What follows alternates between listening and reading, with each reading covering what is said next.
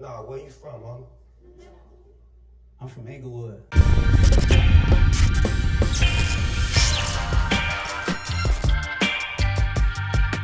Hey everybody, Dietric Williams, realtor with Compass, Baldwin Hills, California. Welcome to another edition of Info on the Go, the show where I give tips, tricks, and insight on how to buy, sell, or invest in real estate in Southern California. If that sounds like something that you're interested in, please make sure you hit that subscribe button and tap that bell so that you're notified every time I upload new content to YouTube. La Tijera Village is a neighborhood in Northwest Inglewood, California. This well-established community, it continues to attract buyers who are interested in moving into the Inglewood area. Now, homes here represent a wide range of time periods and styles, and these homes are perhaps amongst the highest values that you're gonna find in the city of Inglewood. The boundaries for the neighborhood consist of 64th Street to the north, La Cienega Boulevard to the west, La Brea Avenue to the east, and then Centinela Avenue to the south. In terms of neighborhoods, it's bordered by Ladera Heights on the west and the north, Windsor Hills to the northeast, and View Heights to the east. There's really nothing south of La Tijera Village in terms of a neighborhood name. It's really just North Inglewood. Really quick fun fact. Now, La Tijera Village served as the site for the popular movie The Wood, which was written and directed by a former La Tijera student, Rick Famuyiwa. He really did that to paint a better light in terms of what the media was portraying Inglewood, California to look like. So other popular movies make Inglewood look kind of ghetto, kind of hood, but really it's a thriving middle-class community. There are 534 single-family residences and 150 apartments in the community. Now, when I say single family residence, I'm kind of combining some multifamily along with that. So just for the sake of this video, if you hear me say single family, I'm not talking about the whole 534, because that's going to be some multifamily that's a part of that. And I don't know what the breakdown of that is just yet. If you leave comments and you really want to know, then I'll find out for you. But for now, we're just going to skip that. Now, it's a small community, but it's really popular. In fact, the homes don't hit the market often. And as you can see, there were 14 home sales in La Tijera Village in the past year. And there's one pending home sale, which went under contract at the end of May. So that one is probably going to be closing in the next couple of weeks, barring anything crazy that's going on with it. So as you can see, literally about one home every month. The prices, they range anywhere from the low to mid sevens, depending on the state of the property, all the way up to about 1.3. But even if you look at what's happened since the beginning of the year, we've only had 4 closed sales, and that one pending sale that's that I spoke of earlier is actually part of what's happening this year. So 4 homes sold over the past 7.5 months. But that gives you an indication about how the turnover is happening in this area. And these homes, again, they don't come on the market that often. And when they do come on, they typically don't last that long. Now, many cities and counties have named communities within city or county limits. And usually those names reflect the cultural and historical significance of what's happening within the community, and La Tijera Village is no exception. It's a relatively new community, and I say that loosely because it's always been a part of Inglewood, but it changed the name, or it adopted the name back in 2015, so really just a mere 6 years ago. The area just missed being named North Inglewood Heights. I believe that name got 98 votes out of the 426. Obviously, La Tijera Village won out, and I'm kind of glad that it did.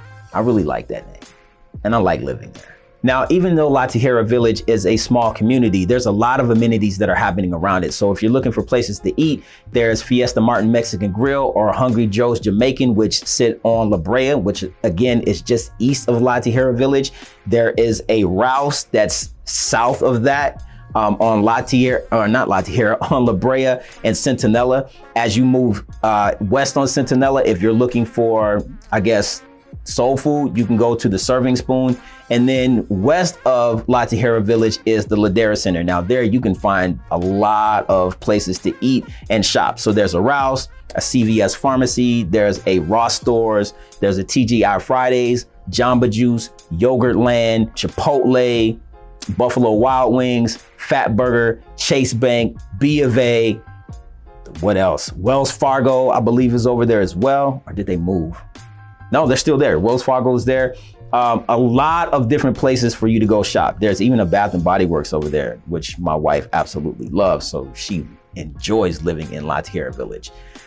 Just a lot of different places for you to go shop at. But if you need to go to a mall, the Westfield Culver City Shopping Mall is literally 5 minutes west of all of that. Now, La Tijera Village is pretty centrally located to a lot of places that you would like to go. So if you're looking to get to Culver City, if you're trying to go to Silicon Beach, so all the places where all the tech companies are, Marina Del Rey, Playa Vista, La Tijera Village is probably between a 7 to 15 minute drive, depending on traffic, to get to one of those locations. If you need to go to like Westchester, still, you're not that far. So it's conveniently located that puts you close to LA Metro, but also close to Silicon Beach. So that's what makes it really one of those popular areas. Now, saying all of that, traffic can get a little bit congested in La Tijera Village because there's really two main streets to the north and south, that being Slauson Avenue and Centinela Avenue.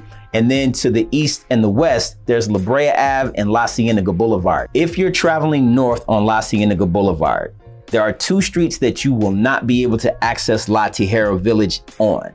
That is Ellis Ave and Hillside. Now you can leave those two streets to get northbound access to La Cienega Boulevard, but you cannot access those two streets traveling from La Cienega Boulevard. So you really have to know how to maneuver around all of that stuff. But if you really know how to maneuver through it, you can cut some of that traffic down pretty handily, but you gotta know where you're going. Otherwise, you're gonna get lost. And trust me, you can get lost. Because I did. Now, as great as La Tijera Village is, I'm not gonna lie, because it sits in Inglewood, it's part of the Inglewood Unified School District. No offense to IUSD, but the schools in the district aren't that great. If schools are very important to you as a parent or a guardian, which I'm pretty sure they are, you may want to reconsider where you're going to send your kids to school at, because the parent school, no pun intended, could be either Frank Parent Elementary School or La Tijera K-8 Academy of Excellence. I'll just leave that alone right there. That being said though, I still think that you'll find La Tijera Village a great place to live. Now, again, if you're looking for a decent school, you probably want to consider some alternatives, maybe a private school or a charter school, but La Tijera Village is a great place to live. The people are really friendly. You can see people out walking their dogs. You can see them playing in Ladera Park. Just a whole number of things. And again, friendly. So we take walks often with our two kids just around the neighborhood, and everybody's really friendly and says hi and is really cordial. The neighbors look out for one another. So they're on next door, which I can attest to. They're on next door chatting a lot about issues that are going on in the neighborhood and changes that they would like to see.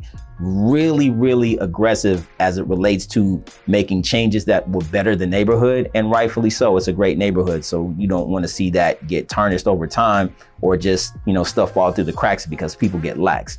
So consider La Tijera Village if you're thinking about moving to the city of Inglewood. Now, I did do a video a few weeks ago about gated communities in Inglewood, California. If you want to check that out, you can check it out right here. Or if you're looking for something that may be a little bit more towards Silicon Beach, you should check out this video I did on Playa Vista.